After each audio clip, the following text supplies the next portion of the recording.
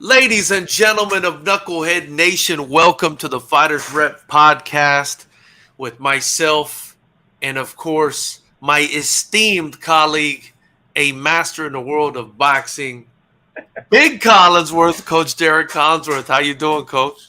What's up, dude? You Man, say I'm on fumes, bro. So if I get to wandering and shit like I normally do, you gonna have to pull me in because I fell asleep at like 6:30 this morning. It's two things. How did you know? How the fuck you mean? I know. I told everybody what was gonna happen. Secondly, oh you the man, bro. I need to come train over this. Well, that ain't how we do that, man. But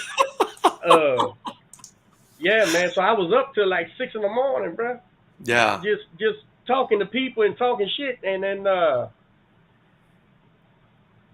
she woke me up at about 8 o'clock to go get a call for my son. So I didn't realize or I forgot we was gonna do that, man. So I'm on fumes, bro. Bro, But I'm good right now, with Ramadan going on, you can't do that, man. dude. I'm so cottonmouth. I'm so cottonmouth, thirsty, tired. It's 6 o'clock. I'm waiting on 7:30, like like we waiting on Jesus, brother. Man. I'm I need 7:30, bro. I'm so cottonmouth, dude. But Yeah, yeah, I'm yeah. tired fatigue, bro. Yeah, I definitely can't do that. Well, I appreciate you doing this with me. Me and you've been, definitely excited about, I know I've been crazy excited about this. That fight, we'd been waiting for that fight. We've both been high on David. And I hate to say it. I mean, we can kind of say it though. We kind of told you so. We kind of Yeah. told you so to everybody out there with our prediction. Now, I want to say that I think we both said around round 8 to 10, we thought Benavidez would finish Plant. He didn't get the finish, but I just thought, he didn't. For me, he didn't get the finish because, What a tough kid, man. yeah, tough Oh, kid, tough kid. what a tough kid, man. But I hate. besides being tough, I thought he was just in 100% survival mode from maybe the sixth round on, and Oh, Kenny so Bailiff was letting him oh so hold. And so you didn't think Plant was dominating for 6 rounds until you didn't think that. Boy, that's hilarious, man. Oh my God, bro. bro, The fact that I didn't think he was dominated for 6 rounds either. I didn't think that. I thought he was. I thought in the judges' scorecard he might have been up in the first half of the fight, but dominating is not the word I would use. Definitely not. uh yeah, man. But I think no disappointment the whole card, bro. Other than officiating and you know some judges and the refs and stuff, but uh, great fights. Um, man, let's get into it, bro. What you want to talk about, bro? Yeah, man. Well, so we're gonna go in order. We're gonna do first. We're gonna talk about Plant Benavidez, coach. I mean, like I said, and we're gonna get to the officiating and Colbert versus Rayo and all that stuff. But I just think we need to talk about this Benavidez Plant fight. Great fight, but Yeah, turned out exactly the way that we thought it would turn out. Aside from the fact that he survived, and yeah, I want to say pretty much everything we said kind of came to fruition, right? Remember, I brought up Boziana saying he should tie up a lot. He did. I brought and up I the told you fact, that wasn't gonna help. That wasn't and gonna help at all. I told you, I told you, I felt like on the way in and on the way out of the clinch, he could get hurt, and that happened a bunch of Several times. times. Yeah. Um, and we just, you said the fight would end. You thought the fight would end second half. So did I. So I mean, it's just kind of, Yeah, yeah, you yeah. know, My prediction wasn't right. I predicted a knockout, a yeah, dominant yeah, performance, and then finally knocking him out. And as a trainer, listen, man, it takes all kinds, bro. So I don't just jump out and be like, man. But if you would have asked me when I'd have stopped that fight, yeah, in the ninth oh yeah, or the yeah, 10th, yeah, yeah, at the yeah. 10th definitely. At the end of the 10th, there was no need for this dude to keep getting Yeah, beat on like that. yeah, yeah, And here's the thing: a coach, a trainer that I respect may tell me why to let him go, and I wouldn't argue with him. I wouldn't argue with him because it has Remember what I was saying about Ryan? He's with an offensive coach now. So Yeah. it takes all kinds, bro. Uh, I'm clear about what I would do. I'm clear about I would have saved him because Yeah. at some point, Caleb Plant, and I can't say enough good shit about Caleb Plant. You know, I shit on his boxing. I always have because he can't box. He sucks. But Yeah. Yeah. but but I understand that the neophytes, the laymen, the fanatics are confusing his great athleticism Right. with great boxing. I get Right. that. I totally get it. They just don't know that. They think Yeah. that's boxing. Uh, but And like I told you, and, what and amazes like me I is that. Go ahead. and like I told you, I mean, in the past, I might have been in that same boat had I not, kind of gotten Oh, hooked up. it's daily, bro. It's there. It's Yeah. all day daily. And look, I just embraced it. I just embraced my reputation of our coach is gonna tell you how he feels. I just embrace it because I don't expect people to go, oh no. I expect them to resist and trust what their eyes are seeing. It's just that they're uneducated. They don't know what they're looking at. So, Yeah. anybody look, we're all men, bro. We all came up in sports. We all did more than fight. Yeah. And here's the thing.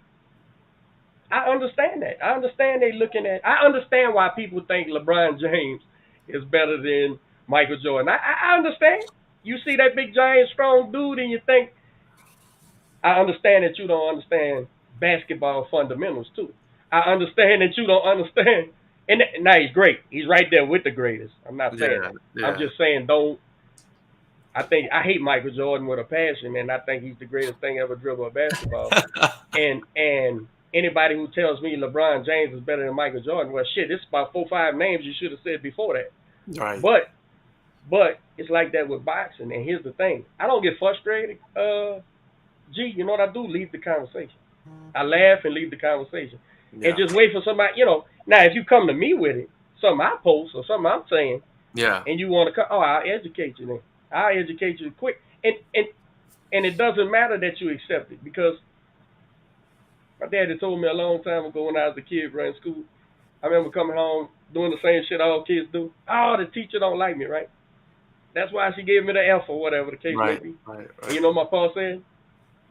Boy, the teacher don't need you. Listen, it's hard to explain that to people. And that's Yeah. as simple as I can break it down, one sentence. So if you don't like where the facts are coming from, who's the idiot? Right. Right. You ain't gotta be Right. friends with me. I don't need friends. I'm done Right. up with friends, bro. I got enough fighters, enough relationships and partners and friends, and me and you, I'm connected in California through you Yeah. and Yeah. Lukey and shit. I got real friends in boxing, bro. I don't give a shit what these fans think. But I'll never lie to them. I'll always, even if I'm joking, I'm gonna tell you the truth. And the fact that the people don't understand what they're looking at, I would say overwhelmingly.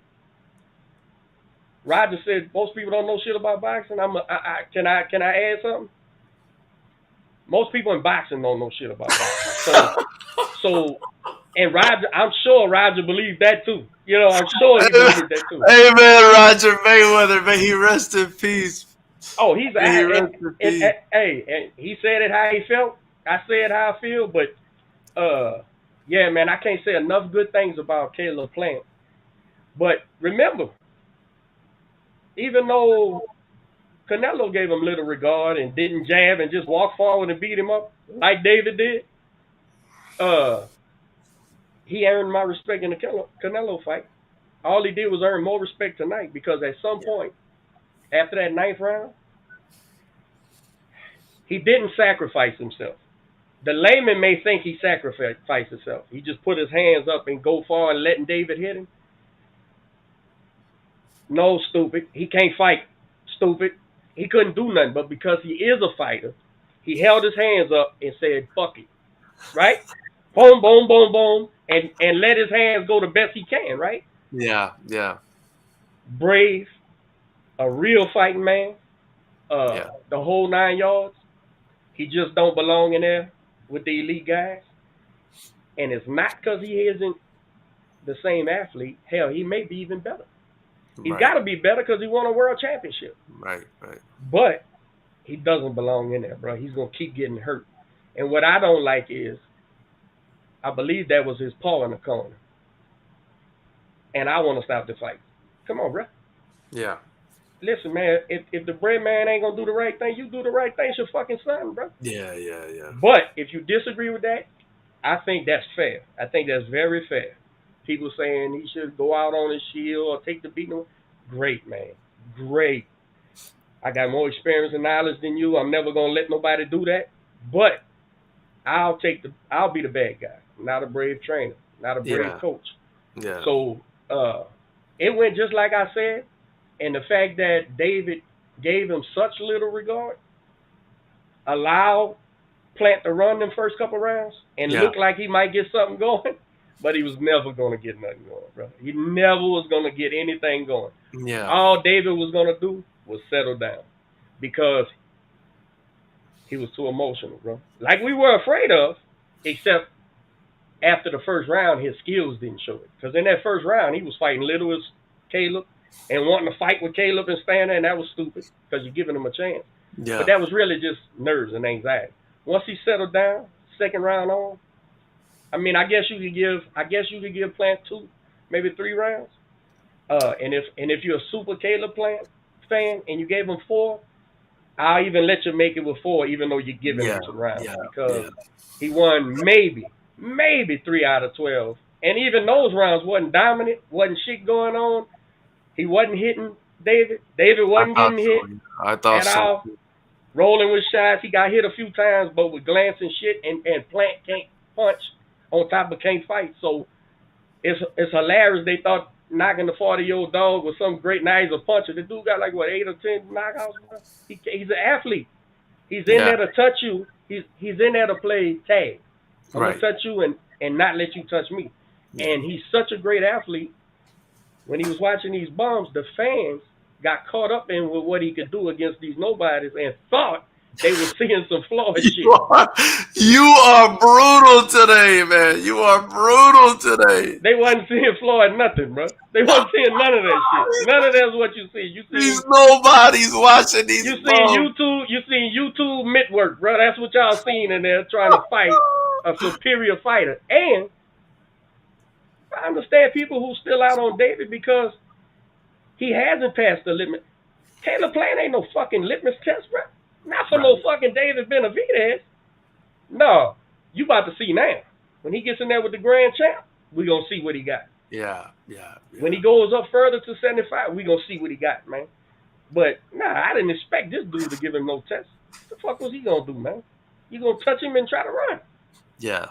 He would have shocked me, and it would have been a better plan had he ran right out there in the first round and went right at David and said, fuck it. Because those 4 rounds he had, that's all he had was the 4 rounds. He knew he couldn't do that because it wasn't even in his chemistry. Yeah. He doesn't have the stamina to keep that pace up for that many rounds. And I don't know if you saw, Coach, but Breadman was in the corner, I want to say between rounds 5 and 6. Oh, they caught him when they shouldn't have. They wasn't supposed to catch that. They wasn't supposed to catch that on keep your heart rate down. Keep your heart rate down. Yeah, he was scared. He was scared. Yeah. But not scared of the fighter. Don't misunderstand me because I know how I am and people gonna think I'm calling him a pussy. No. Not a pussy at all. Fighting man. Fighting man. Yeah. Fighting man. I would love to be in somewhere and we get to banging out and I had Caleb on my side. That's a plus, bro. Yeah. He's going to bang. He's going to hurt somebody, man. Yeah. But he was scared of running out of juice. And he was so, dude. It's the little things, bro. It's the little things, man. When a fighter goes back to the corner and the shit ain't working that y'all did, and you ain't giving him no adjustments, you just reiterating the same shit. Listen, Caleb Plant is an intelligent kid. You can listen to him talk and tell. Yeah. Caleb knows what's going on at all times. I'm going to take it a step further. And only he can come up here and tell me if I'm off or not. And then, we don't give him the benefit of the doubt that he would tell the truth, right? Yeah. Caleb Plant knows I don't have the ability to fuck with this kid, and it's a big scary motherfucker, and I'm losing, and it's getting worse, and all that shit. But he's a man and a fighting man, so he kept fighting. That's all. That's all we could ask from him. Yeah. He was never gonna get outside of a clip, like we said, outside of just catching him with something and shit. He hit David a couple times flush. And Nothing. and it was funny. He It left was it nothing. in. Yeah, it was And nothing. I knew when here you go, here's some insight. You wasn't supposed to catch Breadman saying that because Breadman knew he was scared. And if you notice when he seen the camera, he kind of did you notice that? I think so, maybe. Like maybe. like a little hesitation when he looked up and seen it. I saw Caleb's Breadman, face. I saw Caleb's face sitting there like I'm fucked. Like what's going on right now? Like I'm in trouble. Yeah, that's what I saw. Another thing. I don't know the Breadman or nothing like that. I've just seen him from J-Rock and shit. So I really don't have a opinion either way. One thing I can say about him that I know that I've seen is he understands dirty boxing, and he understands how to buy time. He understands those things. In fact, he's been caught on camera saying those things. That's how I know to listen whenever they're showing him, because he's liable to say some shit that he shouldn't let y'all hear. You know, we say it, but y'all can't hear that shit.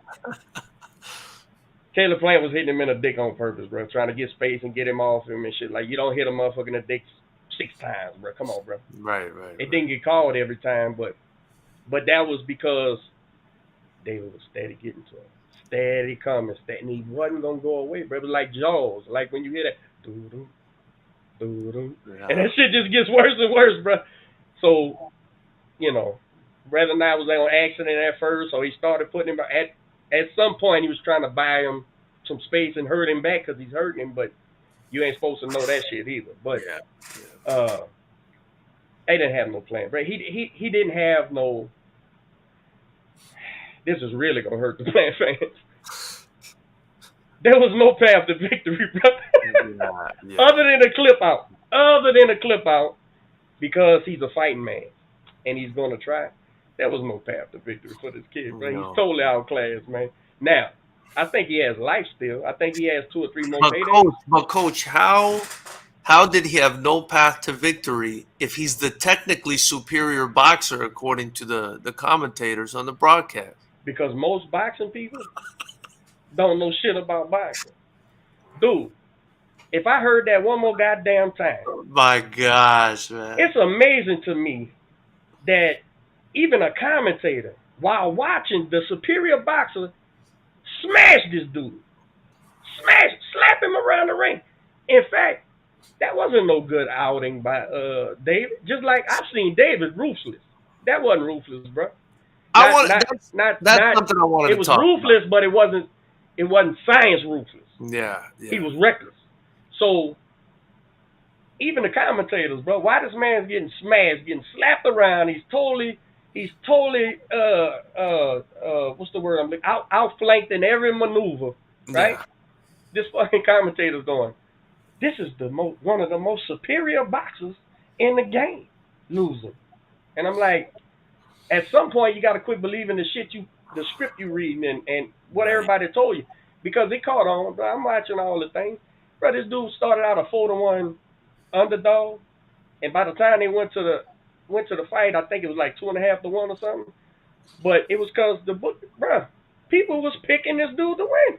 No, bro. No. They was picking him to win, bro. Dude, nobody on earth in the PBC cult of personality, nobody over there listens to Sean Porter. Sean Porter picks Caleb Plant. Now they quoting Sean Porter and sharing Sean Porter memes and shit when Sean Porter couldn't get no love from the PBC crowd. They hated him. He wasn't supposed to be no good and all that type of shit. But the minute he picks with they guy, they all, Sean Porter pick. I thought he didn't know what he was talking about. I thought he was a football player. Right. Hey, it's all you could do is present the facts. I could have lost. Plant could have caught him in there somewhere, and I would be right here telling y'all he caught him. Remember when I picked Canelo against Bivol? When people, I didn't come. Oh man, we could have, and The rounds was nah, bro. The grand champ was too little and got schooled. That's Yeah. what happened. Yeah. And so the next day we did come on there. I'm gonna tell you what happened. Same thing with this dude. People need to start understanding who this kid is, but they're not because they either mesmerized by the lie.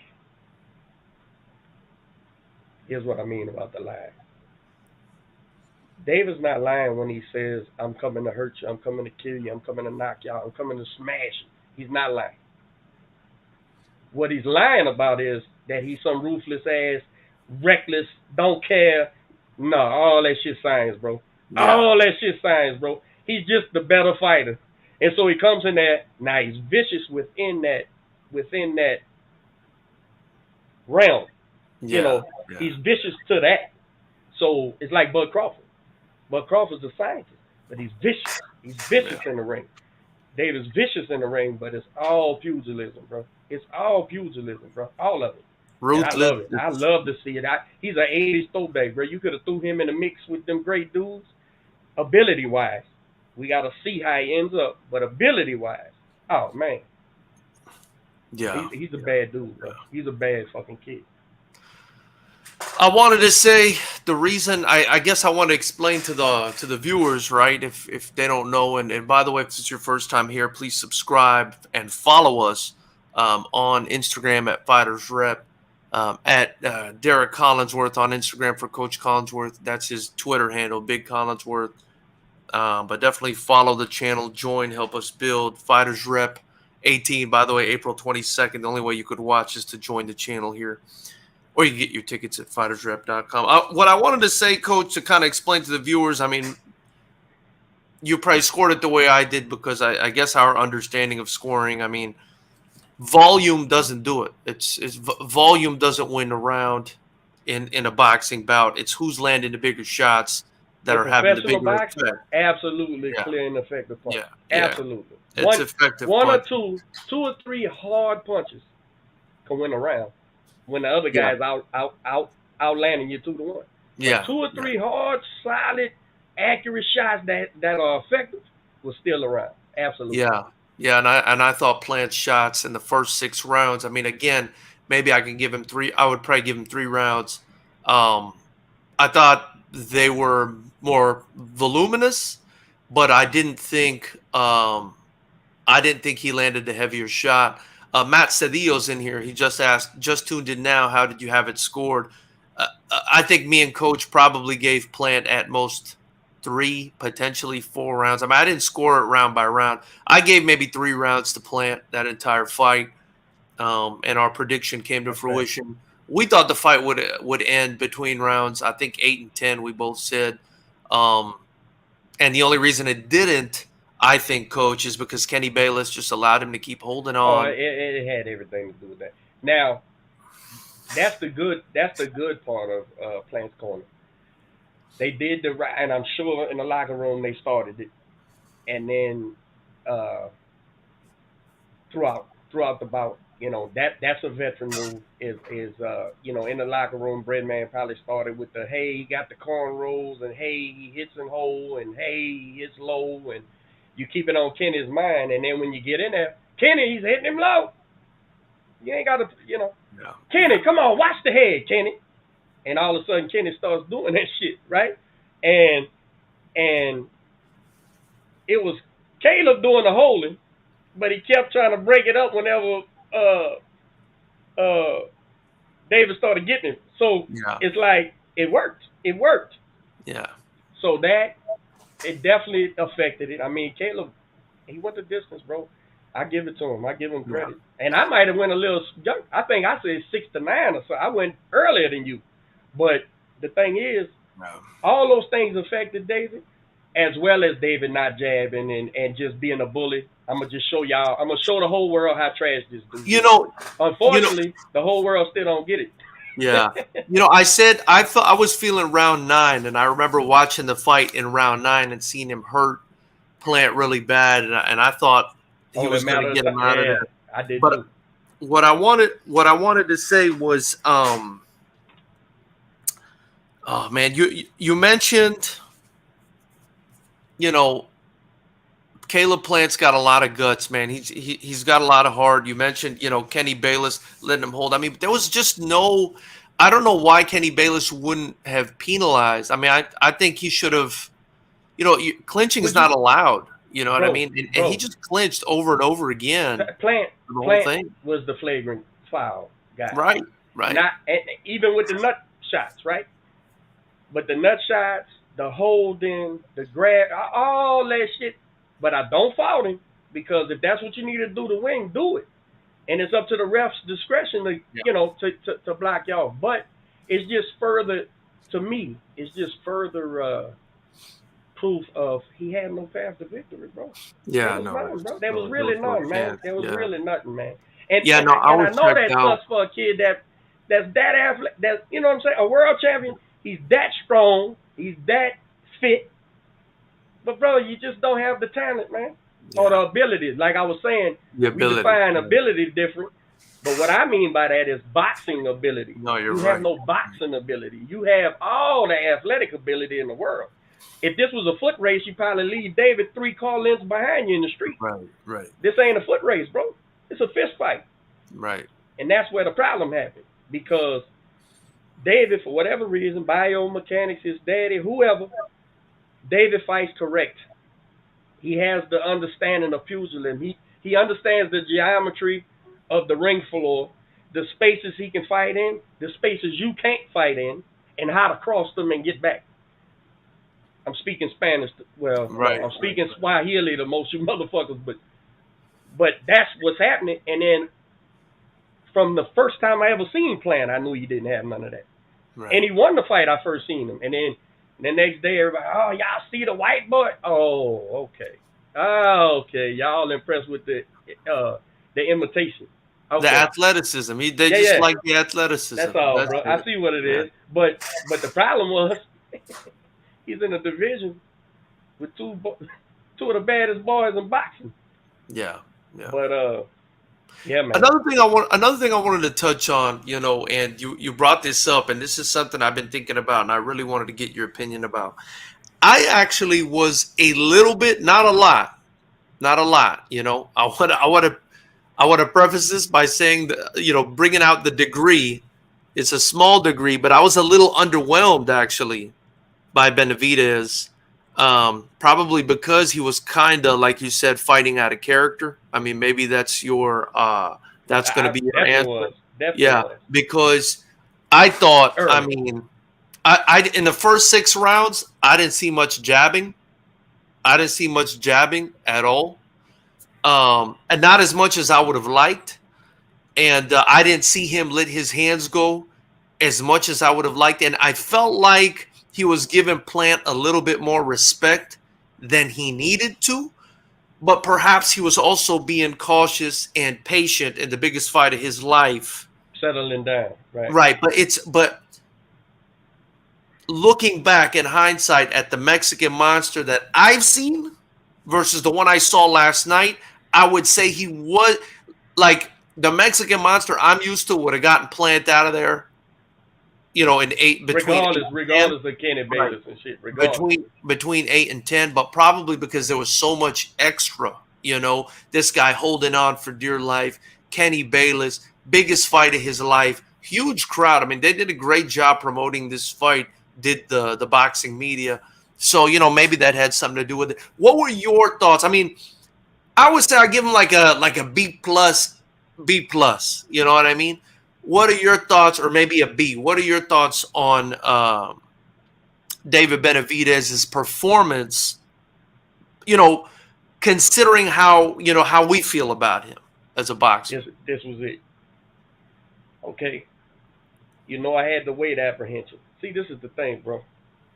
David will not stop, dude.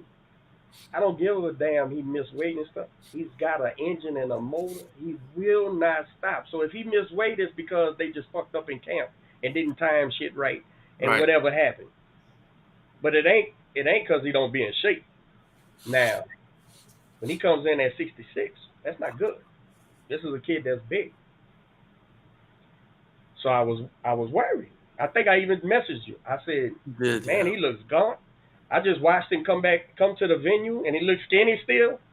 He didn't look like the David who shows up to fight. So I was apprehensive. I was like, I wasn't willing to say, oh, this is no. It just as a trainer I seen it on your mind, yeah. on my mind, because it's a telltale. It's a telltale sign when dudes can't get started and they gas before they get started. They overtrain, right? Yeah. Overtrain's a real thing. You know that from y'all Oh, fighting.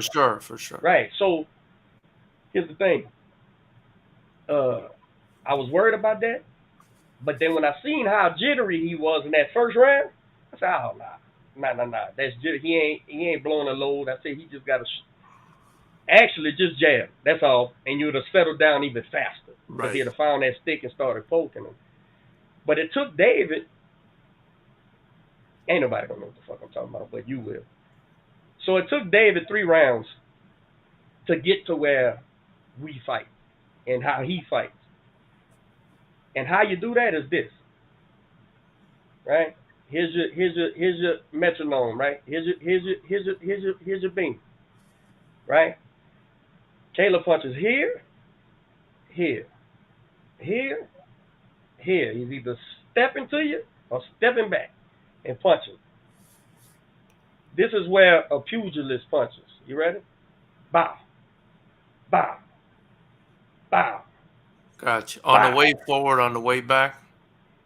Right in the middle. So when he's squatted out, stepping, soon as he throw that punch, hit him. Yeah. Next time he steps, hit him before he gets there. Next time, let him get there and hit him. Gotcha. Because he ain't going to reach you. He ain't going to reach you. He's too wide in his hips. He fights wrong. So it took David like 4 or 5 rounds before I seen that. And that's something he just does. That's how he gets off those 8 punches, 6 punches. It's not, and it's why, this is a good podcast. And it's why it is. Because it's why the layman. And by the way, Manitas de Piedra Mazzadillo, we are going to get to those topics in a second. We're going to talk about Colbert Venezuela next, then Joey Spencer, Jesus Ramos. Then we're going to do a prediction on Joshua versus Franklin. But we're still sitting on Plant versus Benavidez. Sorry about that, Coach. Go ahead. Nah, you good. So, hold on. Shit, did I lose my thoughts? Took about 4 or 5 rounds, you said, before you saw David. Right. So, okay, what are we going to call trainers? Let's do this, bro. Give me a name, and I'm going to keep that name for the rest of my life. What do we call trainers who are good trainers, but they're not elite? Like myself, until I get a gang of world champions, I'm not calling myself elite, bro, at all. I'm not nowhere near my heroes. So what do we call a good coach? That's a solid boxing coach, but he ain't a great coach. I mean, a elite coach. A novice, you don't want to call him a novice because he's a real trainer. Yeah. We'll come up with something. But listen, this is why those guys don't understand when David's throwing 6 and 7 punches, it's not about how he's throwing the punch, dude. He's offsetting the guy. So when he hits you, he can finish. So it really doesn't matter if he shoots a shot this way. How many times you see him do that? He's in front of you. You go over there, he'll shoot the punch over there. But he's getting no closer to you and no further away. Right. He just pinpoint. When you come, same thing. So what these trainers don't understand is when David catches you coming or going, he finishes. And it doesn't matter if it's proper because you're on your heels going back getting beat up. Right. It's timing. He's timing you, and he's so good at it, he's able to do it with combinations. Most people just touch you, right? Or maybe blind you a little bit and finish the right hand. This son of a bitch, he catches you in the middle, and before you can get to here or to here, you done got your ass whooped all up in here. Now and I want to say his hands are fast enough. Oh, super fast. To where he can throw the punch where he thinks your head is going, and he did that to Plant. That's the intangible, bro. That's the shit that people if they don't understand his off timing shots and how his hips are correct and his height's right and all that, if they don't understand that, forget about explaining the off timing combinations. They'll never get that shit. And I love how they talk about him being squared up and how does how does a guy who's squared up gonna deal with a guy who's who's bladed? And I was just like, Like oh last my night. Just god, like last night. That's all. Just like last night, you fucking dummy. that's exactly how. That's exactly Hey, how. when you ever see Canelo with his feet like this? Not ever. You ain't gonna never see David with his feet like this. You ain't gonna see listen, man. Listen. I love this podcast, bro, because if these guys are listening, they can learn something, right? Either their heads blowing up right now, they're having Or they saying a fuck that breakdown, funny or talking guy. Yeah, they're either fuck that having funny an talking. epiphany or a mental breakdown right now. Yeah, especially if you spent 17 years doing the shit wrong. Listen, your feet go under your shoulders. And that is the definition of square to them. But you're not. Because from the waist up, you can get small as you want to get. Small as you want to get. But your platform, your foundation, your slab that you're standing on, bro, has to be up underneath you, man. And if you got sense, you will be back there on your rear hip like you're supposed to be. Instead of in that middle like they teaching everybody with them fucked up ass feet. Listen, bro, it's geometry, man. It's geometry, bro. It's shapes, sizes, mixed in with a little inertia, right? Who's going where, when, and how, and if you thought Caleb Plant was gonna be competitive with David Benavidez, you're not as smart as you think you are with boxing. But that doesn't mean you shouldn't be a fan or be involved or be a fighter or be a coach or none of that. You should, but just know you don't know. And look, Coach, you got to admit they do a great job of building a fight, because even me and you, even I think Idol George, Idol Coach Derek, oh, this is not competitive. But the way they build the fight, and you see David come in a little skinny, and you see Plant looking, and you start to doubt a little bit. I definitely said to myself, man, my guy is looking skinny for what? He's a big boy. My kid's looking skinny. Oh, those alarms was going. Well, guess what? But we kept it. That's a part of being involved as a fan of your guy. If it's your guy, right? That's a part of it, dude. Let me tell you something, bro. When we fighting, dude, and that's my kid going in that ring, bro, I'm nervous as a dog shitting razor blades, bro. He won't know it. The world won't know it, because I got enough experience to know how to handle that and how to dissipate it and get rid of it. Yeah. The last thing my kid needs to say is, why is my coach fucking nervous? Right. He don't understand it's a father-son nervous. It ain't a, it's our skills. If our skills wasn't up to par, I wouldn't be here. Right. Unless it's a title fight that, okay, this is your shot. You got to go. But I'm always leering. Like a good friend of mine, Bobby, shout out to Coach Bobby Benton, who I don't think gets enough credit at all. At all. I've done defended that man on Twitter and YouTube comment sections and shit I don't do, but because he's a personal friend and has done such a great job with Regis program, them boys don't get enough credit for what people know and what they don't know, I guess is what I'm saying. I don't how do you explain to a guy, listen, man, you don't like my explanation or how I'm saying it, but it's true. So I need you to fucking learn. Because I wouldn't be telling you if I didn't want you to learn. Yeah. Make sense? Yeah. So I don't know, bro. Where I was going with that. If you thought that shit was gonna be competitive, bro, you just don't know, man. You just don't know, bro. And people are still hanging on to that. People are still hanging on to it. And if you say to yourself, yeah, but Plant could have got him, well, now you're not even being honest now. Now you just anybody could get got. Anybody could get punched. It's a fist fight. It's two men. Anybody could get knocked out. Yeah, it's your ego talking. A lot of people are still hanging on to it, saying, "Well, how'd you feel?" One guy in the post-fight press conference. I mean, I kind of laughed out loud. Asked David Benavidez, "How did you feel being tested that way in the first 6 rounds?" I said, I was hearing that question like, "What, bro? This shit was a watch." David handled all that shit so good last night, bro. He did, including the piece out with Plant. including the peace out with Plant. I was so happy he did that, bro. Yeah. I was so happy he did that because what that man did last night, Plant, if he was any kind of bitch or hoe or all them words they call each other, he would have went away long before. That man wasn't going away, bro. That man was not going to stop. You was going to have to knock him out. So you got to look at that. I don't care if you the Mexican monster. You got to say you a bad motherfucker, you. Because I've been hitting you so much, my hands are sore. Right. And you a bad man, bro. So I love that part, bro. I love that they did that.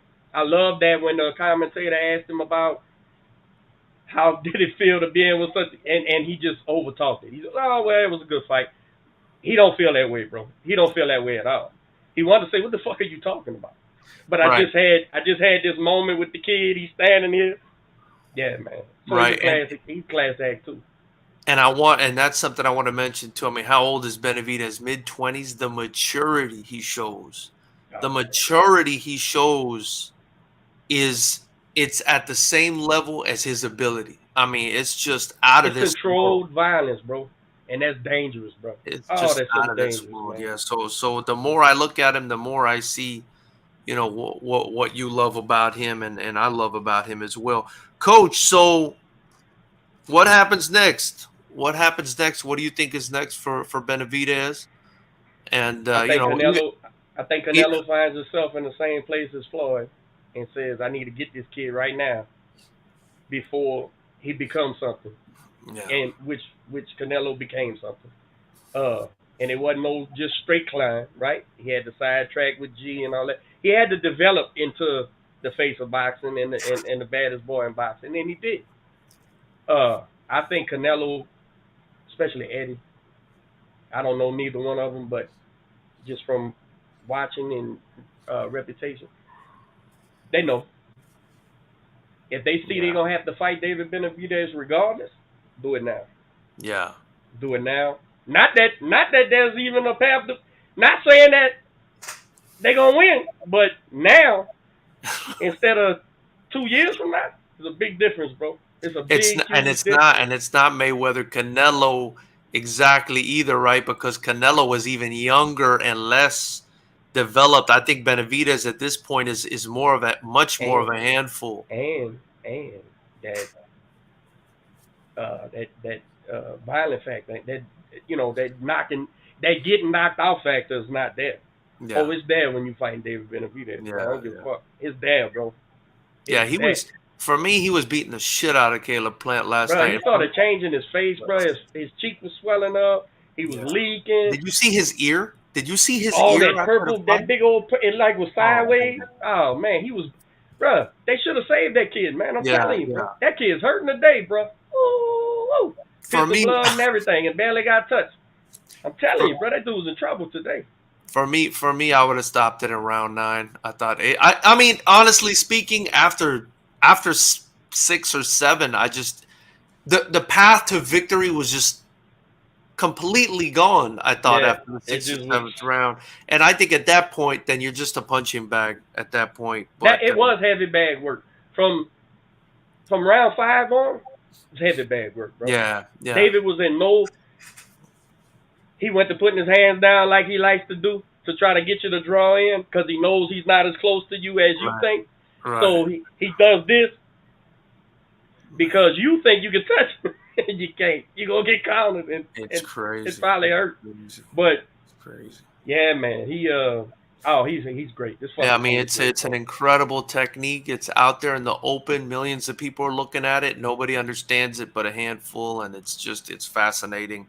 And, you know, again, I think we're proven correctly. Benavidez, much more technically sound than Caleb Plant. We got to reiterate that, bro. The fact that they was on TV sitting there repeatedly saying, this guy's the superior boxer. My goodness. Repeatedly, bro. All the way to the end of the show. Yeah. This far superior boxer. I'm like, how did you not know that? How that shit's stupid to even say when he's getting his ass whooped the way he's getting his ass whooped. Why even say that? Yeah, conflating athleticism with boxing ability. And,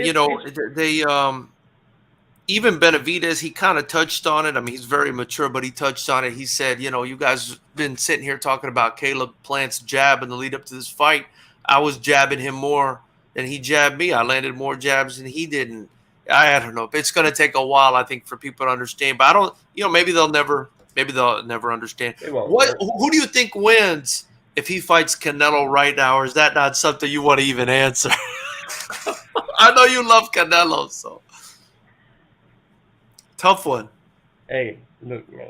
That's a 50-50 fight. First of all, it's going to be a 50-50 fight. I don't care when they fight. Tomorrow or 2 years from now, it's still a 50-50 fight. Dude, here's my biggest concern. I don't like either man more. I've been, I guess, Canelo fan longer. He's been around longer, but the thing that you know what pushed me so much to Canelo, bro? Besides him looking Irish, what pushed me to him so heavy was the fact that, like with David, nobody understood what the fuck this kid was doing, and he was overachieving by so much, bro, by so much, dude, that I understand kind of why people missed it. You know what I'm saying? It's almost like, Sugar Shane's done. But yeah, he fought Pac-Man last. He wasn't done. You gave Pac-Man credit. Right, He's done against Canelo. Canelo's 22, 21 years old, bro. He's done. So that kind of pushed me to him. Like, I said, oh, no. And then he started getting better. Like, actually getting better. Like, ability. I said, man, I would love to be a fly on that wall and see how Eddie is. Because me and Eddie Reynosa, I think, are the same age. Or maybe he's a year younger than me or something. Yeah. And, dude, he's up there. In the game right now, he's one of the elite trainers, right? Yeah. So I would love to see how he evolved himself as a trainer along with his fighter and became what they became and constantly improving. He improved after the B-ball fight. He did. Look what he did when he fought after the B-ball fight. Yeah. So, listen, man, this dude is fucking great. Now, the intangible is 6'2". Size of no. Bigger than B-ball that night. Bigger than B-ball. Taller and bigger. Fast twitch. Twitch. Don't fucking stop. And he doesn't get tired. Yeah. Canelo is 5'7", bro. Yeah. On a tall day. After doing yoga. Doing that, what's that thing when you hang upside? Yeah. But here's the thing. Despite the desk telling you every time he fights somebody bigger, he grows in. I've seen him as big as 5'9" on the shows before. The kid is 5'7" on a tall day. He's so stocky. He's built like a little fire plug, right? A 5'7" man got the lungs and the heart of a 5'7" man, bro. Right. A 6'2" man. You think Shaq's lungs are the same size as you and I? No. Now he's a bigger man. He's got to move around. He's gonna need them to power him too, though. But you think Canelo's lungs are the same size as David Benavidez? Well, no. I think the problem too is, Canelo. Let's be honest, Coach. He fought Mayweather at 100. He could. This guy's a natural 147, 154 pounder fighting up here at 168. He's a little guy. He's gonna need his breaks. And against David, that he does in every fight since he's been fighting large men. But he's got to hide it better because David's going to know, bro. He's going to know, oh, this is your break. I'm not breaking. Yeah. And so Canelo's going to have to be in superb condition, of course. But he's almost got a break in the inside, bro. Like Mike used to do. Remember Mike used to put his hands on them big boys through their arms and just walk them around the ring? Yeah. Because Tyson's so little, bro. He's so little in them boys, and that's the differential that Canelo's going to be at. Yeah. So he's got to get inside and work, and that's dangerous because David's right there banging you out doing it. Bigger, stronger, everything. Yeah. But he's got to be able to lock him down while working one hand and switching and spinning him. And, man, that's a lot of work, bro. Hard fight. Or knock him out but he's got to go at the body. He's got to go at the body like a son of a bitch. He's gotta use everything, bro, against this kid, bro. I don't think David's got to use everything against this Canelo. I think he's just got. And honestly, the smart thing for David Benavidez to do, and he's not gonna do this because it's not his nature, would to be just boxing. Just boxing. Just be balling. But the Mexican monster ain't no b-ball, bro. He wants to fight. Yeah. That's gonna give Canelo a chance. A chance, yeah. But, I see him being, like you said, problematic. I mean, it's like a b-ball that fights almost more correctly. Maybe not as athletic as far as athletic. I would say b-ball may have the edge on athleticism, but not really, not enough to matter. Yeah. And I would say David's got more arsenal and more ability. I think the engine of because, and you bring up the size, I think that's a big deal. And, again, Canelo, he's probably a natural 147, 154 if he really cut down and watched himself. And size-wise, lighter than that, really. Lighter than that. He's Mexican genetics. He's a big boy. But he's, his arm length and all that shit, bro. He's a little bitty guy, bro. He's a little bitty dude, man. Yeah. Tough fight. And what David, do you think? I got a picture with David, bro. David's as big as me, man. Easy. Yeah. So, yeah, bro. What do you think? What do you think happens to Plant going forward? I mean, you mentioned you think he still has life in him. I agree. I think he does. And 2 more decent pay. What do you know what they made last night? I don't. I didn't see it either. Both made multi. Had to be. Oh yeah, that was a huge fight. That was a big fight. Places packed. The whole car was stacked, but I think they could get him some payday. Like they. The only way I could explain that Colbert decision, bro, is because Al and them got some plans for Frank, bro. Nah. That's the only way I can see it. And they think Rayo is more of a threat than Colbert for Frank. Right. Here's the thing, bro. Here's the thing. This was a prime example of when the better boxer loses to a fighter. That's what you're seeing. We're talking about Colbert Valenzuela? Yes. Valenzuela. All right. So let's switch over. We're gonna switch gears now, guys. The time is, I'm writing the time down so we know where to split the video. We're gonna switch it over now. Little bit, Matt. To Colbert versus Valenzuela. Coach, wanted to talk about this fight. Kind of give me your thoughts on this fight. I mean, I obviously thought the judging was horrific on this one from what I saw, but I got a couple real friends who thought Colbert won or deserved the draw and shit. And I didn't see that at all. I didn't see that at all, bro. But let me say this. When the better pugilist is losing, sometimes the judges don't see it, right? Sometimes they don't like that awkward, janky style that Rayo got. Listen, man. We was on the call with Rayo and Colbert, and we was all in the same locker room. Damn, now that I think about that, they ended up fighting each other. But we was all in the same locker room. Quentin, Colbert, and Rayo. And for those that don't know, Coach is talking about Quentin Randall, which is one of his fighters, one of the best welterweights in the world. Think a top 20 welterweight, you said now, Coach. Yes, he's on the way to Vegas this week, man. We're going to go to top rank, man, get some work. All them boys is out there. Troy, one of my favorites, Kenneth Sims. They all out there in Vegas working. They all got dates. But here's the thing. It shouldn't be hard to differentiate who's the better fighter out of them two, right? Same way it shouldn't be hard to see who's the more determined fighter. Yeah. Who was the one who was willing. Rayo lacks ability so much he looks sloppy half the time. He's off balance. He's punching with everything. Listen, I like the kid, and I was totally rooting for him. And this is a prediction I got right too, but I got it wrong. I said Colbert probably win, but I'm rooting Rayo, right? Rayo fucked around and clipped him in that first round and changed everything. Yeah. And so Rayo kept coming, but his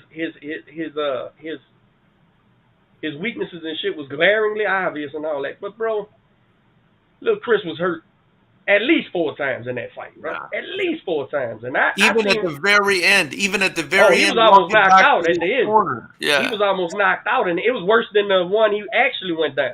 That was way worse right there. But if you lose, you fucking lose, though, bro. Yeah. Why would you take that fight from that kid, man? That kid just got knocked out, same as Kobe.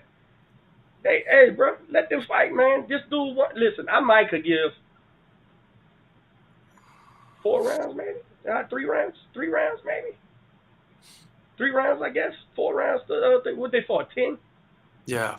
So it's only 10, so it'll look closer than what it was, I guess, on the scorecards. But yeah, bro, I thought it was clearly who won. Clearly. Yeah. And when I heard the unanimous, I said, they got it right. Okay, cool. Crazy, man. They got it all set, 95-94. So I guess it's just bad judging, and it's close enough that it wasn't like a landslide victory, but nowhere did Colbert. Colbert, I guess. Yeah, whatever. Colbert? Yeah, Colbert. Whatever he didn't win the fight, bro. Come on, man. Yeah. He knows he didn't win the fight, man. He knows he didn't win the fight. Now, I ain't even knocking him for once he won it, him saying, yeah, and all. You're supposed to. Because any fighter's thinking, did I pull it off? You know, damn, this shit didn't go the way it was. And when they announce your name, you go, oh, maybe I was better than what I thought. You know what I'm saying? You can't even fault him for that. It ain't that he's just lying. Now, if he watches the fight again and thinks he won, now you're excusing him and explaining shit away. You're explaining shit away. But yeah, it was more competitive than David and Plant, only because Rayo's the lesser skilled fighter. That's why that fight was more competitive. Yeah. But so I got that prediction right, but I was wrong because I think Rayo won that fight, man. Yeah, I thought Rayo won that fight. From what I saw, it was pretty clear. And again, this goes back to the scoring, right? Which a lot of the judges don't understand. And I've not only experienced this, watching boxing, but obviously I've experienced this on our events too. Because the scoring criteria, coach, even if it's for MMA, even if it's for kickboxing, whatever it is, in combat sports, the scoring criteria is who's landing a more effective strike. And, obviously in MMA, they have submissions. Right. So who's doing the effective work on the ground? But it's the same idea. The effectiveness is number one. And you only look at volume when that's a tie. Right. When it's a prize fight. Right. When it's a tie, okay, if you look at a fight, the way you scored is who's landing the more effective shots. If that's a tie, then we go to volume. Ring general. Then we go to volume. All that type of shit after. And then we go, so I think people still don't understand that. And for me, that scoring, the only way to explain it is they valued volume over effective strikes. And that's just not the way scoring works. And they need to go and train these people how to properly score. I couldn't pimp a way to make Chris Colbert winner of that fight. I couldn't explain that shit away. It would have to be just volume. I mean, it would just have to be even the volume. I don't know, but I didn't think it was enough. I didn't think it was enough at all. I thought. In fact, Rayo hurt him so many times, and yeah, Rayo got hit, but he was never fucking. He got winded at one point. Right. He was looking for that second wind and shit, but he was never hurt in that fight for real. Colbert was hurt plenty, man. Plenty. Well, I want to say that's I believe that's like the definition of significant or effective shots is, does it bring about or does it come close to bringing about the end of the bout? And so when you're hurting somebody, you're coming close to bringing about the end of the fight. And so I don't get it. It could always just be regular incompetence, bro. Yeah. But if they don't rematch, then I know it ain't incompetence. If they rematch, it was just incompetence. They just fucked up. Right. But we'll see, man, because I had Rayo winning, bro. Clearly winning the fight. Me too. So obviously, guys, let us know what you think in the comment section below. On to the next one, Coach. What I wanted to talk about next. Hey, can you promote the show right fast? Let me run. Sure, Right there. sure, Give me 2 sure. minutes. Do Give me your 2 thing. minutes. Less than that. Do your thing. So before Coach comes back, I just wanted to let you guys know you can watch Fighters Rep 18 live right here. It's the only way to watch it other than buying a ticket at FightersRep.com. If you're anywhere on the West Coast, hell, if you're anywhere in the country, get your tickets at FightersRep.com. Come spend April 22nd with us. We've got somewhere like 17 or 18 fights on the card right now. These are the best young kickboxers in the world going to be going at it at the Commerce Casino in Los Angeles. It's got a hotel attached, so wherever you guys are at, you can definitely, come through, spend the evening. Great food, great drinks at the Commerce Casino. It's an absolutely beautiful venue, and you're gonna want to watch it. Of course, again, if you can't make it, you just join the channel for just $9.99 a month. You join the channel, you help us build. We continue to build this podcast, but obviously the majority of the money is going to go towards building Fighters Rep Promotions, the best kickboxing promotion in the world. We got events going on every couple months now. We're looking at maybe doing them more frequently every month. So your help is appreciated. Another way to help is you can buy merchandise. In the link below, you get your Fighters Rep shirts, hoodies, tank tops, whatever, like the one Coach Derek Collinsworth has on for this show. So that's greatly appreciated. And also definitely subscribe to the channel. Join to help, but subscribe to the channel. Like, comment, share with your friends. Let them know, we've got a real seasoned boxing coach on the podcast with Coach Derek Collinsworth. And, we're giving you, I think, pretty much like the Da Vinci Code when it comes to boxing. This is boxing geometry right here. So, I that's what like you that. get. I like that name. That's what Right you're there. going to get watching this podcast.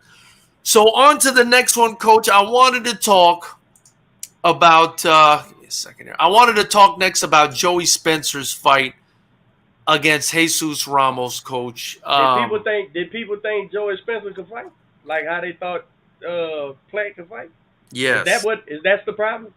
I think that's exactly what happened. Okay, listen, Joey Spencer, I've been on a show with him. We've been on a fight with him. And that's a little bit of guy, bro. He's not a junior middleweight. He's muscled up. He's not a junior middleweight. And this was gonna happen. If it wasn't Ramos, just so happened Ramos could fight. But if it wasn't Ramos, it was gonna be somebody else. Ramos can really fight. Yes.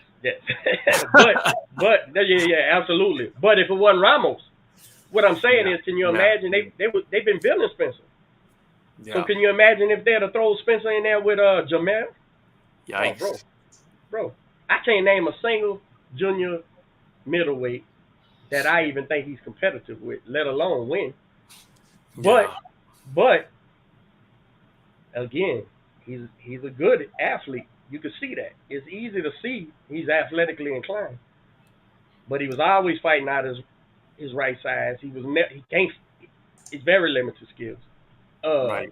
Just YouTube pity pats. And I was never a fan of that guy either. He ain't much on nothing to me. Yeah. But I didn't root against him. I just knew, in fact, at the weigh-in, because I'm not real familiar with Ramos. Yeah, I'm not real familiar with Ramos, but what I've seen. All right, tell him something. Bought my son a new car, man. Congrats. What I was saying, Ramos, yeah, you just starting to drive now. This is the last. No, I got one more after him. Yeah. But what I was saying was Ramos. Yeah. Ramos just so happened to fight. But at the weigh-in, I said to my crew, I said, y'all know this Ramos kid? Because if he can fight, that kid's in trouble.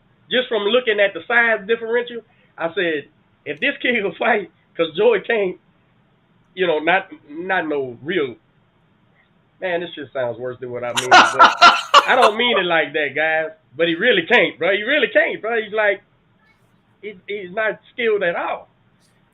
But I want the world to know I mean boxing ability, not athleticism, not, again, he probably could beat the shit out of a tire with a maul. He probably could do that to death. He probably could. You ever see, hey, you know what pissed me off about the Creed movies? The Creed movies took every bullshit boxing drill, every one of them, and put them in the movie, bro. But I say that's why the boxing sucks in the Creed movies, because y'all train fucked up. Right. They playing all the gimmicks. If it's putting your foot in the tire, beating the tire with a sledgehammer, all the gimmick shit, bro. They put in there. But never mind working a heavy bag proper, shadow boxing proper. Oh, okay.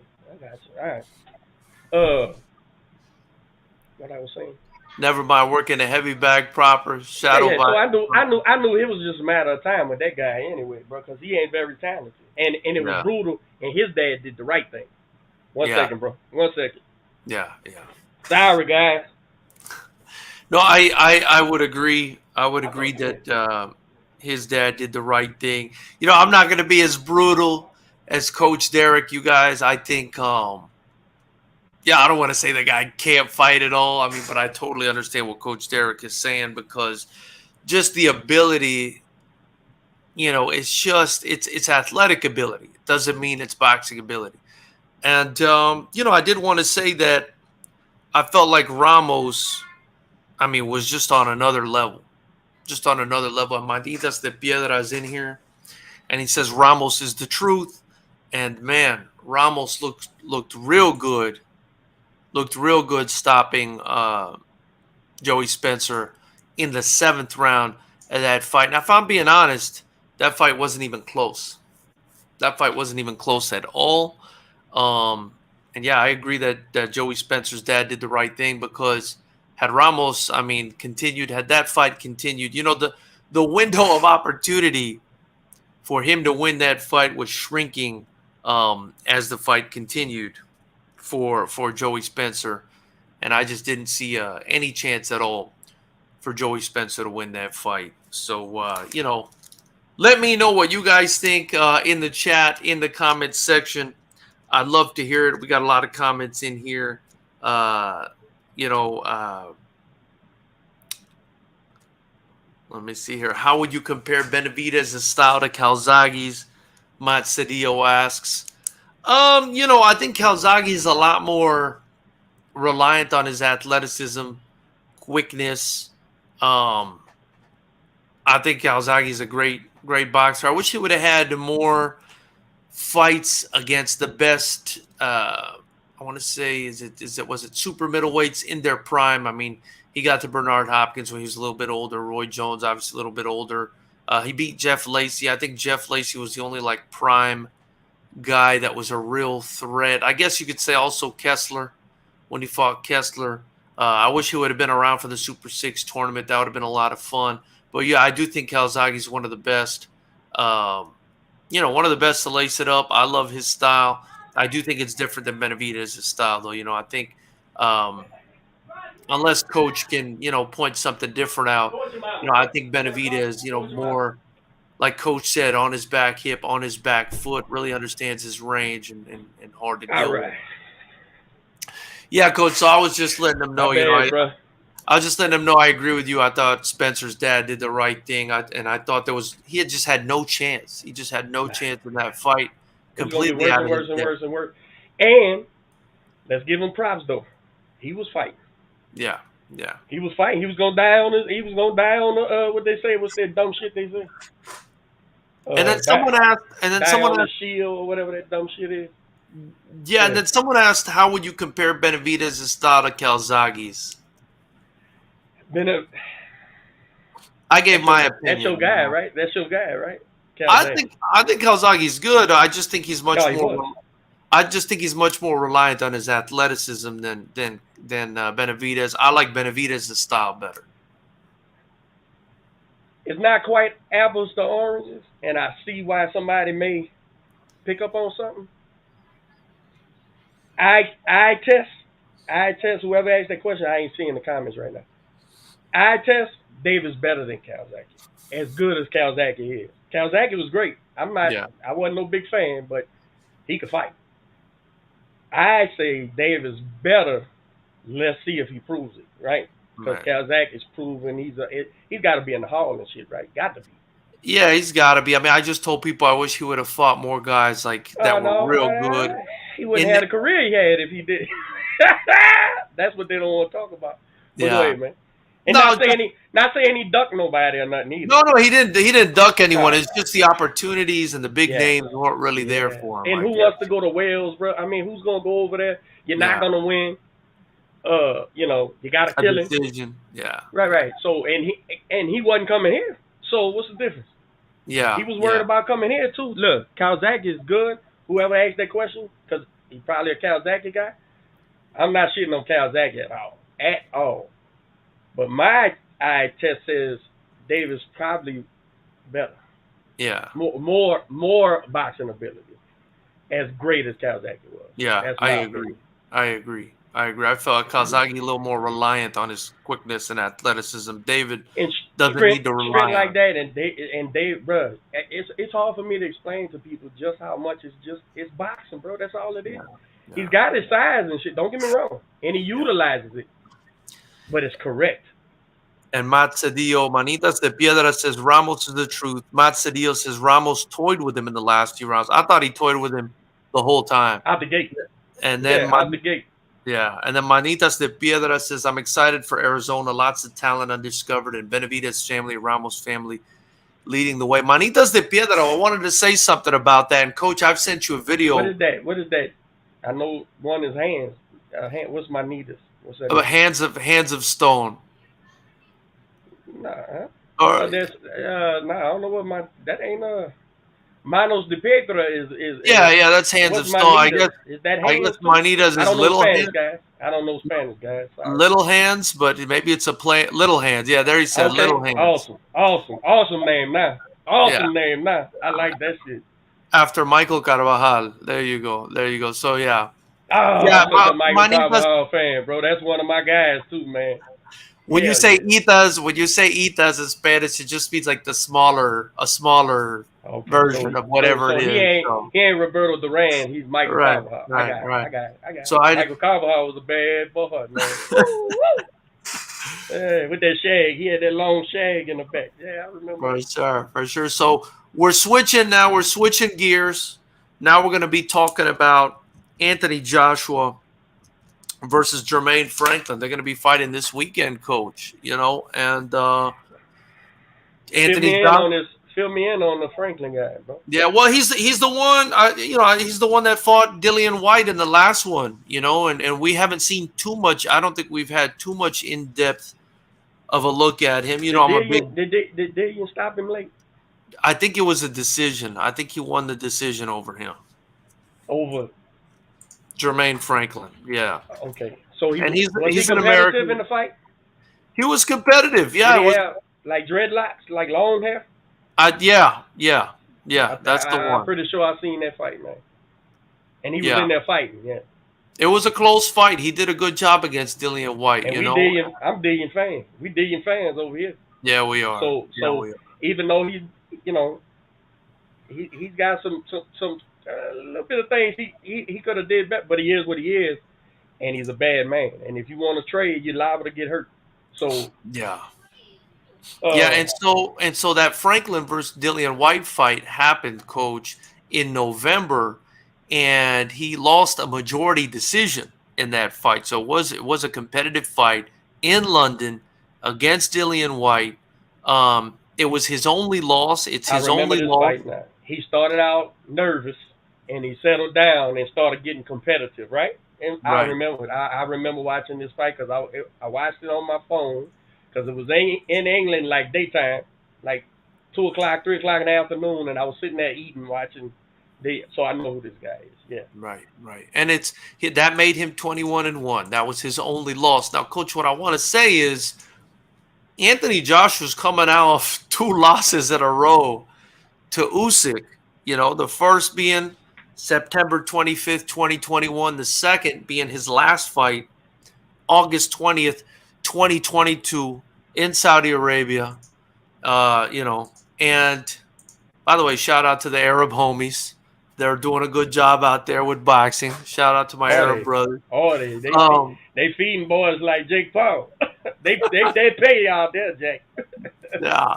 So So, Coach, dangerous. This is a dangerous. I mean, this is a live dog. I mean, this kid is not. He lost to Dillian White, but that was a majority decision. I think Dillian White is a lot better of a fighter than he was when he fought Joshua the first time.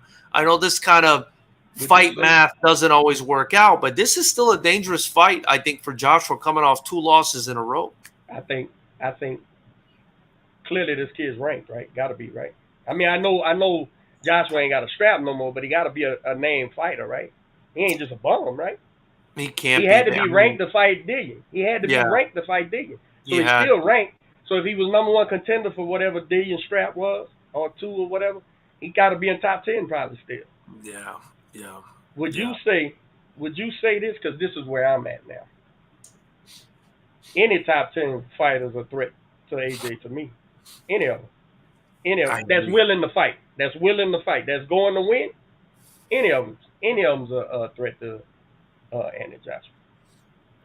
I would agree. I would agree because he's. I feel like ever since he got. I mean, even before he was knocked out by Andy Ruiz, I've just never been like blown away by his boxing ability. Like I think he's pretty good, but it's not like Tyson Fury good or David Benavidez good or Bud Crawford good. Like he's not I think you use a word. I think you use a good word for Joshua. Joshua was good. good. Yeah. And and basically the basic, especially in England, the basic English amateur boxing style that they teach over there. Yeah. That's what he does, and he still does it to this day. And that's the biggest problem. That's the biggest problem with that kid. Listen, man, Andy Joshua, it's a broken record now because it's been years now, right? If you ever fucking built a guy, that's the guy. You build him, you make him. This motherfucker should be on movies. He's handsome as shit. Should be making money. Modeling fucking suits and shit. He's built like an action figure. Uh, I love what his character seems to be. He's a polite guy. He stands up for himself. His boxing's just good. It's not elite, bro. And Yeah. when he needed to make the change, he didn't. Not to the right guys anyway. Yeah. Or whatever the case may be for whatever reason. And I don't know if you like me, I'm a big Garcia family fan. So I'm not saying, whatever it is, because being in boxing, bro, you you really understand how one one faucet of a situation can fuck everything, everything. And you can say you bring, Nassim Hamed brought in Emmanuel Stewart, bro, and fought worse. They fought way worse, bro, for Yeah. like 3 fights, remember? But Joshua needed to bite the bullet when he didn't. Joshua needed to pull a Lennox Lewis when he didn't. He should have regrouped, stopped, hold the phone. Everybody's gonna chill. I'm the star. Let me go find me the guy that I need to improve and get to the next level. But Because coach, people in boxing don't know shit about boxing. well, I tagged his ass on Twitter. All the coaches I thought he should come see in America, and I wasn't one of them. I wasn't Yeah. one of them. I Yeah. told him your problem is you fight little, like an English boxer, instead of your 6'6" size ass. You're bigger than Lennox Lewis, man, but you Yeah. fight like, but you fight like Caleb Plant. The fuck is wrong with you, man? Learn how to use your size. Stop lifting the goddamn weights. You're still gonna be a 245 huge, humongous, strong man. Right. Right. Chill out, man. Come learn some boxing. Come to Detroit. Come to Philly. Come to Houston. Come where we got pugilists and we teaching pugilism. I know he was taught that that's what he believes he knows and stuff. And he was. He was at that is it level I'm looking for or that was he was supposed to be doing that, right? Yeah. In Yeah. order to go to the Olympics and win and all that shit. He was supposed to do it like that. But at some point, son, you got to do something, make some adjustments. But once you lose, and you're kicking trainers out now. Well, now you ain't got no excuse, bro. You come to America and go to all of the little fighting coaches, all of them. All of them fight little, all of them, and that's who you're going with. It's so frustrating to me because I wanted to love Anthony Joshua, bro, and it pissed me off because he's not American. He's English, right? And I love me some Lennox Lewis, but it took me years to love Lennox Lewis, and that's all it was, the nationalism thing, right? Like, I don't hate England or nothing, but home team, baby. It's home team. But even more than that with boxing, John L. Sullivan is an American, bro. Right. Jack Johnson is an American. The greatest heavyweight to put on gloves was from Alabama, went to Detroit as an American, man. Muhammad Ali is an American, bro. This is our thing. I don't care that the Marcus of Queensberry rules was set and all that. Look, man, the Irish immigrants, just like they bought pit bulls to this motherfucker, they bought boxing to this motherfucker. And I, you know, it's our thing. So it's hard for me to look over there and adopt a guy. But when I do, I want him to win, right? Yeah. And I just seen it, man, as soon as somebody's going to get him. Now, I know you know, with Robles and you have a little bone to pick with, in his warranty with Ruiz, how he handles shit and shit like that, in his warranty, right? And nothing good came from nothing, right? Look where he's at. But Ruiz can fight, though. Yeah. Ruiz can really box. He's a real good boxer. He just got fucked up genetics. But when he did you like that, when this 6'1" Mexican bro came in there and bullied your ass out and got up off the canvas, walk around since should have said, uh-oh, let me regroup. Let me figure this thing out. Now, that sounds crazy, being he, you know, they successfully won the rematch, but that had a lot to do with what Ruiz did to me. Right. You know, and Manny could tell the truth after he done backed his fighter, and then his fighter pulled the shit he pulled, so he could tell the truth about how shit was going down. But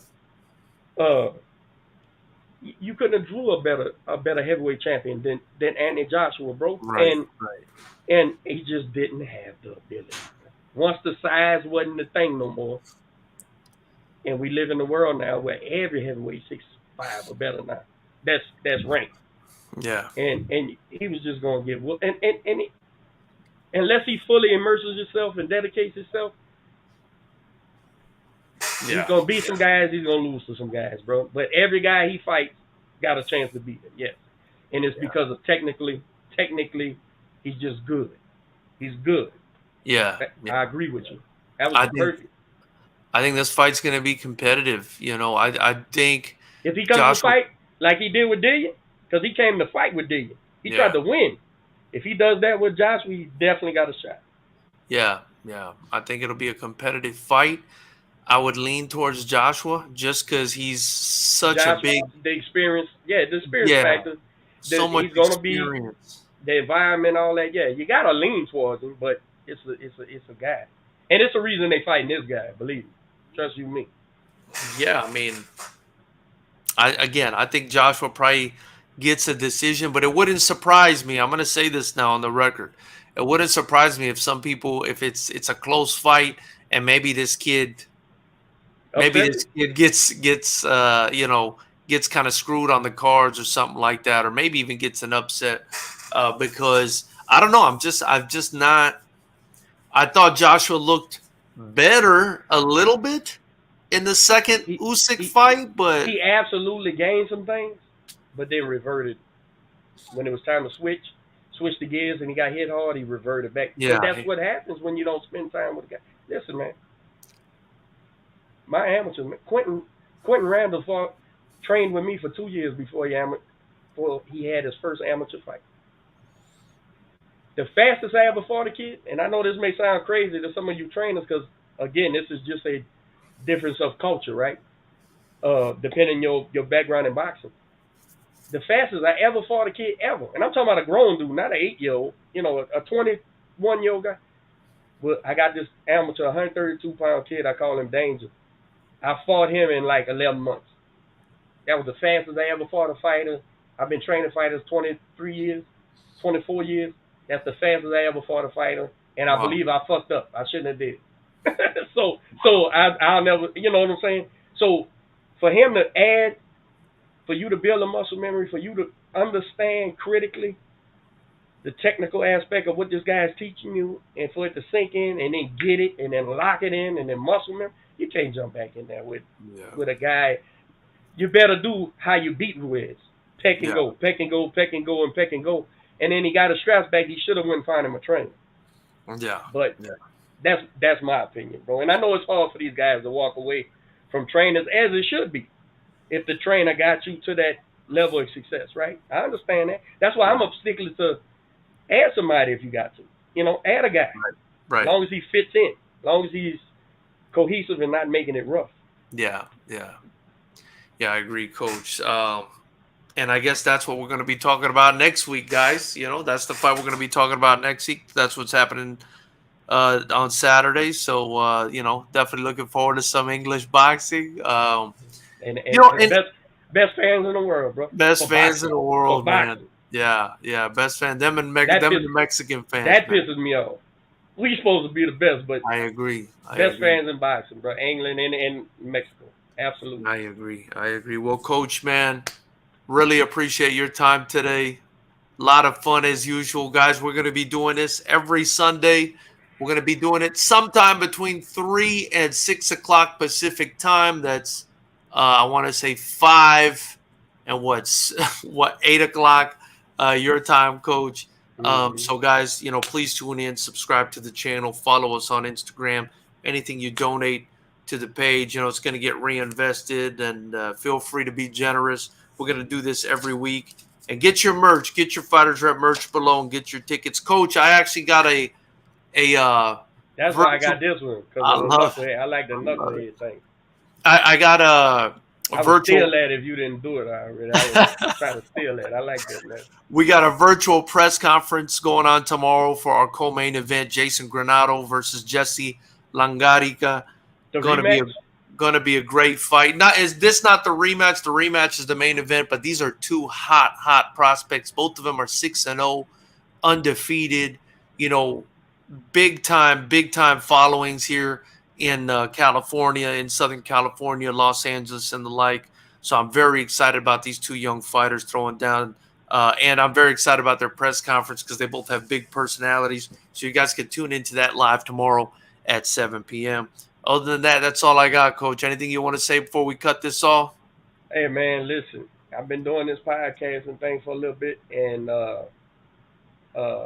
luckily I found a fighter that she's carrying the bulk of that weight with me now, female fighter, and she's a great interviewer. I done had her commentating live fights, so she knows what she's doing. I had a MC in our amateur show at the George R. Brown here in Houston. So it's my homegirl, Jiffy Morales, professional bantamweight. And so I enjoyed doing our podcast, the Soul Boxing Podcast. And you and I have been talking for so long. Now we trying to do our thing. I'm loving this because over here you got a lot of followers, and the guys are actually, you know, chiming in. That's what I love, man. I love talking boxing. I love answering the questions. Hell, I love asking questions, right? So I'm going to do it until you don't want to do it no more, bro. Appreciate it, guys. Appreciate it, Coach. We'll see you guys next week. And behave yourselves. Have a great one, Coach. Thank you so much, brother. Absolutely.